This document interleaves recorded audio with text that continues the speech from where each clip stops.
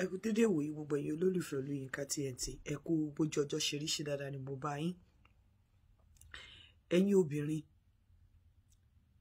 pàápàá ẹ̀yin tí ẹ̀yin ọ̀rẹ́ láàyò tẹ́ fẹ́ kẹ́ máa ṣọ̀rẹ́. You cannot eat your cake and have it at the same time. Ìkan lẹ máa fọwọ́ mú. Ìsídà kó lọ́rẹ̀ẹ́ kó má lè pa ẹnu ẹ mọ́ káyé ẹ dẹ̀ bàjẹ́. Àbí kó lọ́rẹ̀ẹ́ kẹ́nu ẹ mẹ́nu kó mọ̀ yàtọ̀ láàrin pé ọ̀rẹ́ mi àti private life mi kó lè pẹ́ ní ilé ọkọ káyé ẹ dẹ̀ dáa.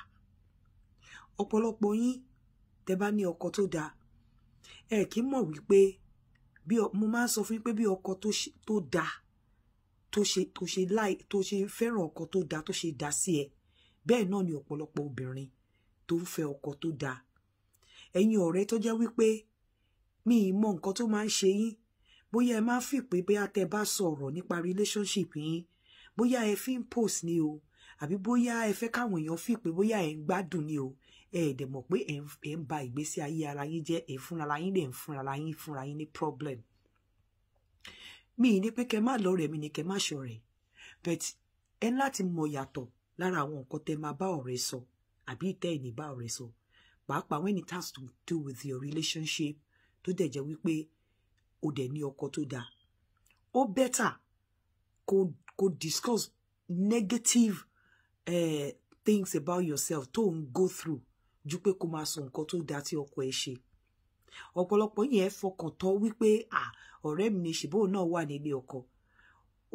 Tó bá discuss nǹkan tó ń ṣẹlẹ̀ tó jẹ́ positive tó ń ṣẹlẹ̀ láàrin ìwà àtọkọ ẹ bó ṣe ń gbádùn bọ́kọ ẹ ṣe ń tọ́jú ẹ bọ́kọ ẹ ṣe ń wùwà tó ń discuss ẹ pẹ̀lú ọ̀rẹ́ ẹ even tó ti wà nílé ọkọ gan kò mí pé kò ní jowú ẹ kò mí pé kò ní envy ẹ kò mí pé kò ní fi ọkàn àbí kó wá ọ̀nà tó máa fi ba ayé ẹ jẹ́ tí gbèsè ayé ẹ máa bàjẹ́.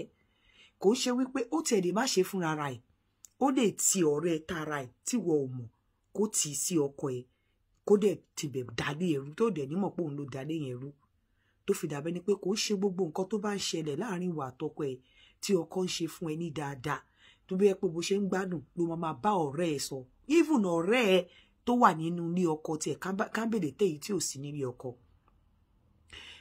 Gbogbo àwọn obìnrin tó wà nílé ọkọ kò ṣe gbogbo wọn ló wà nílé ọkọ. Ìmí inú wọn wà nílé ọkọ tó ń pè lọ́kọ. Ìmí wà nínú ilé ọkọ tó jẹ́ pé ẹkún ló fi ń sùn ló fi ń jí tó jẹ́ pé ilé ọkọ tó wà kò ní choice ni kò rọ́nà àbáyọ níbẹ̀ ayé ẹ̀ ti bàjẹ́ kò mọ bó ṣe fẹ́ kúrò ń bẹ̀. Ìwọ tó dẹ̀ wà nílé ọkọ ọ̀rọ̀rùn tó wà nílé ọkọ tó fẹ́ lọ́kàn balẹ̀ tínú ẹ̀ ń dùn wàá ti rò pé ṣèbọ̀rọ̀ ẹ̀mí ni ṣèbọ̀ náà wà nínú ilé ọkọ wàá máa discuss nǹkan tí ọkọ ẹ̀ ń ṣe wàá máa discuss ẹ̀ pẹ̀lú ẹ̀. Ìjọ mọ nǹkan tí ojú ọ̀rẹ́ ẹ̀ tó wà nílé ọkọ ń rí tí ìwọ tó dẹ̀ ń sọ bí ìwọ ṣe ń gbádùn bó ṣe ń ṣe mọ̀kàmọ̀kà tó ń discuss ẹ̀ pẹ̀lú ẹ̀. Wọ́n ní inú jìn ọ̀gbun nínú. Ẹ láti mọ nǹkan tẹ́ máa lè sọ láàrin ọ̀rẹ́ tó bá ti di ọ̀rọ̀ relationship ọ̀rọ̀ ọkọ àti àárín ìwà àtọkọ ẹ bọ́kọ ẹ ṣe ń tọ́jú ẹ bó ṣe ń kẹ́ ẹ bó ṣe ń gẹ̀ ẹ tó ń tọ́jú àwọn ọmọ kó o tó sọ kọ́kọ́ wò ó nínú ọkàn ara ẹ pé ṣé gbogbo ọkùnrin ló ń tọ́jú obìnrin bí ọkọ ẹ ṣe ń tọ́jú ẹ. Kọ́kọ́ wò pé ṣé gbogbo ọkùnrin ló ń bá obìnrin sanwó skul ọmọ bọ́kọ ẹ ṣe ń sanwó skul àwọn ọmọ ẹ. Ṣé gbogbo ọkùnrin ló ń fi ìyàwó ẹ lọ́kàn balẹ̀ bí ọkọ ẹ ṣe ń fi ẹ lọ́kàn balẹ̀ kó tó lọ máa discuss ọ̀rọ̀ ọkọ ẹ pẹ̀lú ọ̀rẹ́ ẹ kó tó lọ máa discuss bí ọkọ ẹ ṣe ń tọ́jú ẹ bí ọkọ ẹ ṣe ń ṣe pẹ̀lú àwọn ọmọ ẹ pẹ̀lú ọ̀rẹ́ ẹ. Mi ò ní kẹ́ má lọ́rẹ̀ẹ́ but there should be limitation there should be àwọn nǹkan tó o lè sọ fún ọ̀rẹ́ tẹ́jọ pera yín lọ́rẹ̀ẹ́. Wá gbọ́ lẹ́nìí kò sí nǹkan tó ń jẹ́ ọ̀rẹ́ ìmùlẹ̀ kò sí nǹkan tó ń jẹ́ best friend kò sí nǹkan tó ń jẹ́ tight friend kò sí nǹkan tó ń jẹ́ childhood friend. Ayé yẹn ti kọjá ayé yẹn ti kọjá. Ọ̀rẹ́ ẹ tẹ́jọ ń jẹ tẹ́jọ mu nínú ìkọ̀kan náà o ò mọ nǹkan tó wà nínú ẹ̀sìn ẹ̀ o ò mọ èrò tó ń gbà nínú ẹ̀sìn ẹ̀ inú ẹ nìkan ló mọ̀ ìwọ nìkan ló mọ̀ wípé o ò lè ṣàìdá bẹ́ẹ̀ o ò mọ̀ pé o ò mọ̀ bóyá ọ̀rẹ́ tó fara kàn tó rò bóyá èèyàn ni o ò mọ̀ bóyá ẹranko ni. Ọ̀pọ̀lọpọ̀ yín ti fi nínú pé kẹ́ máa discuss ọ̀rọ̀ yín ọkọ mi dómi dáadáa ọkọ mi sanwó skul ọmọ bàbá wa ti ẹ̀ṣẹ̀ dádì wa ti ẹ̀ṣẹ̀ sanwó skul ni tó bá rí nǹkan tí dádì wa ṣe fún mi lénìí wàrà sọ̀rẹ́ tó ń sọ fún tó wà ní ọkọ òun ò rírú ẹ̀. inú ẹ̀ ń bàjẹ́, inú ẹ̀ ò dùn, nǹkan tí ó yẹ pé ọkọ ẹ̀ ò ṣe fún, tó yẹ pé tójú ẹ̀ ń rí, a máa sọ fún ẹ pé òun ò lè gbárù ẹ̀, a máa sọ fún ẹ pé ọkọ ń fi ọ̀rẹ́ mi gan wọn á pa irọ́. Kò ń ṣe gbogbo nǹkan ọ̀rọ̀ tó wá sọ fún ẹ ló máa gbọ́, torí ọ̀rẹ́ mi á pa irọ́ fún ẹ láti gbọ́ òótọ́ lẹ́nu ẹ̀. Ìwọ ò dẹ̀ ní mọ̀ pé irọ́ ló ń pa fún ẹ, wàá rò bóyá òótọ́ ló ń sọ, ìwà dẹ̀ ti fi irọ́, á ti fi gbọ́ òótọ́ inú tiẹ̀, wàá ti kó jáde fún, tó túmọ̀ sí wípé tó bá ti ní ọ̀rẹ́, mọ ọ̀rọ̀ tó máa bá ọ̀rẹ́ sọ, determination wípé ibi ìbàyí o mi ní cross ibi yìí o mi rí bó ṣe lè nice tí mi tó, mi ní sọ̀rọ̀ débí, mi rí bí ọ̀rẹ́ náà ṣe lè fẹ́ràn mi tó, àbí bó ṣe lè claim pé òun like mi tó tí mo fẹ́ sọ̀rọ̀ débí báyìí fún. Tó bá ti set boundary fúnra ẹ̀, tó ti sọ pé kíní mi ò ní sọ, ibi ìbàyí mi ò ní cross ẹ̀, wàá rí wípé ìwọ̀nba ló máa sọ̀rọ̀ mọ́, wàá lè kóra ẹ níjàánu. Tí n bá rí mi ò kí ń sọ, ọ̀pọ̀lọpọ̀ yín ẹ ní àṣebó náà wà nílé ọkọ tiẹ̀, kí ló dé tí mi ní lè sọ, ilé ọkọ tiẹ̀ tó wà, ṣé wọ́n mọ̀ bóyá ó wà happy? Ilé ọkọ ẹ̀ tó wà, ṣé wọ́n mọ̀ bóyá ìgbádùn tí wọ́n ń gbá òun ló ń gbá? O kò rí pé ojú ẹ̀ ń dán, orí pé ó ń wọṣọ, ṣé wọ́n mọ̀ bóyá aṣọ ló cover ìbànújẹ́? Ṣé wọ́n mọ̀ bóyá cream ló cover ìbànújẹ́? Ìwọ tó dẹ̀ jẹ́ wípé ìwọ ò rí ìbànújẹ́, wàá rò bóyá ẹni tó ń dán tó ń lo cream tó ń lo aṣọ, wàá rò bóyá inú ẹ̀ dùn, o ò ní mọ̀ pé ìbànújẹ́ ló fi ń ṣe ayọ̀. Wàá dẹ̀ kó gbogbo ọ̀rọ̀ ẹ, wàá kó lé lọ́wọ́. Tó bá wá rí wípé òun ò mọ bóun ṣe, òun ò lè wá gba ọkọ lọ́wọ́ ẹ, àbó òun ò lè ṣe òun ò lè play any game pẹ̀lú ẹ̀ torí ilé ọkọ ló wà, ó lè ti ẹlòmíì tó jẹ́ neutral person sọ́kọ ẹ kó lè ba ayọ̀ ẹ jẹ́. Mo fẹ́ kó mọ̀ pé ọkọ tó ní tó dáa, bó ṣe ń wù ẹ́ ló ń wù ẹlòmíì. Ọkọ tó ní tó dáa, kò sí ẹni tí kò fẹ́ wà nílé ọkùnrin tó dáa, kò sí ẹni tí kò fẹ́ fẹ́ ọkọ tó dáa. Àwọn tó ti wà nílé ọkọ gan, tí wọ́n ń jẹ̀yà, wọ́n admire ìwọ tó wà nílé ọkọ tó jìyà. Àwọn tí ọkọ ò bá wọn gbọ́ bùkátà, tọkọ ò ṣe nǹkan kan fún wọ́n envy ìwọ tí ọkọ ń bá gbọ́ bùkátà.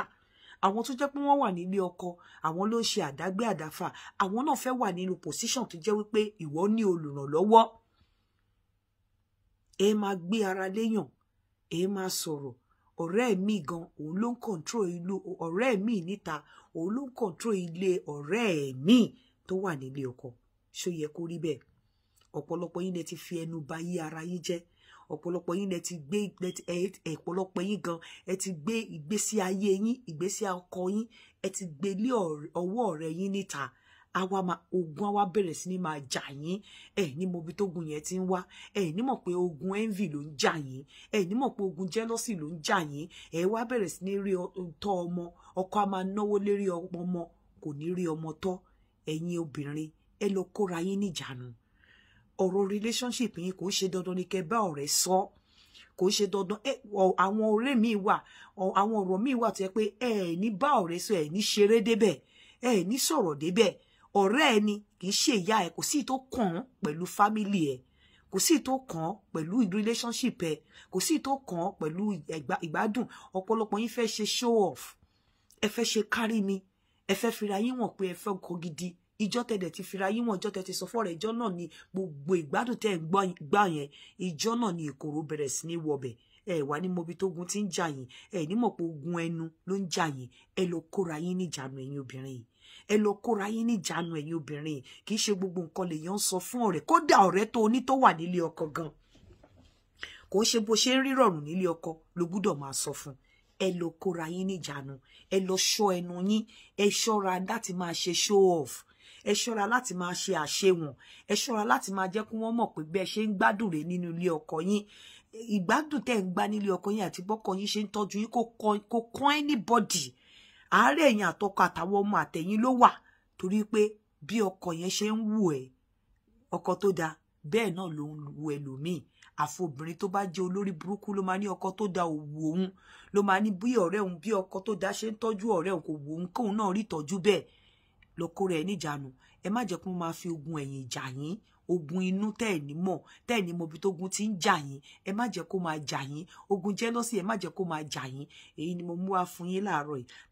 Tá bá bóyá rí ẹni tó bá fẹ́ ṣe care training, tó fẹ́ ṣe care training oníwèé ó fẹ́ ṣe care training ó fẹ́ ṣe matter in English ó fẹ́ ṣe training láti lè máa ṣiṣẹ́ care ó ní matter in English láti Nàìjíríà ó wá fẹ́ ní níbí ẹ pè nọ́mbà tí mo fẹ́ sọ fún yín wọ́n á bá yín wọ́n á tọ́ yín sọ́nà bẹ́ẹ̀ ṣe máa gba certificate yín tẹ̀dẹ̀ máa ríṣẹ́ nọ́mbà náà ni +44 7426 566 335 +44 7426 566 335 +44 7426 566 335 tó bá fẹ́ ṣe matter in English nílùú yìí tó dẹ̀ fẹ́ ṣe care certificate course tó fẹ́ ṣe level 3 level 5 àbí ó fẹ́ ṣe level 1 ẹ pè nọ́mbà tí mo pè fún yín tẹ́ bá ó possible tẹ́ bá ṣe ń bẹ̀ kàn recommend yín àbí kàn fún yín ní kàn sọ bẹ́ ṣe máa ríṣẹ́ bọ̀ wá kọ́kọ́ lọ ṣe training yẹn ní ọ̀dọ̀ wọn pè nọ́mbà yìí +44 7426